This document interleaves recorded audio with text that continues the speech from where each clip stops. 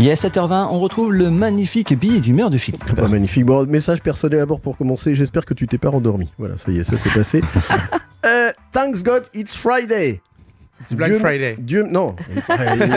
Déjà, j'ai dit Thanks God, it's Friday. Ça pourrait être un nom de chronique sympa plutôt que le billet d'humeur. Ça, tu peux mettre plein de trucs à la fin de la semaine. C'est vrai. De trucs fourre-tout. Donc, je traduis quand même pour. Donc, Dieu merci, c'est vendredi. Alors, allez savoir pourquoi ai-je choisi de débuter mon billet d'humeur par cette formule abracadabresque. J'en sais fichtre rien moi-même, ma foi.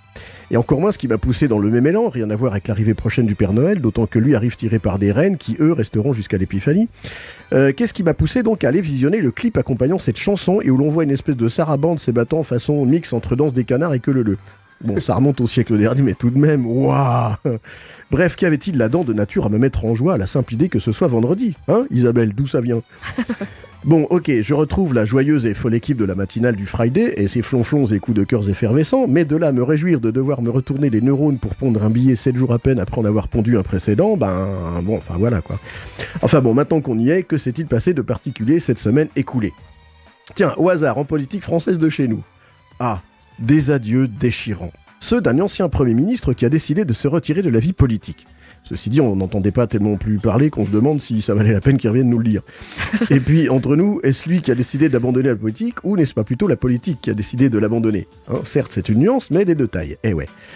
Et puis il y a aussi nos députés, jamais à court d'idées tant que c'est légal, quand on apprend que certains d'entre eux avaient acheté leurs locaux de permanence avec leur prime mensuelle destinée à couvrir leurs frais de fonctionnement. Et voilà qu'en plus, un ancien ministre et ancien député met en vente les 10 locaux à son nom. Plainte a donc été déposée par une association de tribuables ayant oublié des recons pour détournement de fonds publics. Mais puisqu'on vous dit que c'est légal, ouais, alors pourquoi se gêner? Et alors, comme disait l'autre. Et tant qu'à faire, faisons comme cet ancien ministre de la fin des années 70, qui avait acheté une bâtisse en vieille pierre avec piscine et tout le tout-team pour la modique somme de 600 000 francs de l'époque, avec un emprunt qu'il remboursa à Rubis-sur-l'Ongle, avec ses fameuses indemnités parlementaires. Belle permanence, entre parenthèses. Mais les charges, mon pauvre ami, heureusement que la taxe d'habitation va être supprimée. Quant à la suppression des fameuses indemnités en janvier prochain, pour compenser, on pourrait leur accorder des prêts à taux zéro. Pointé. Excellent. Excellent. Ah non, pas les vêtements, non, pas ma chemise, arrêtez.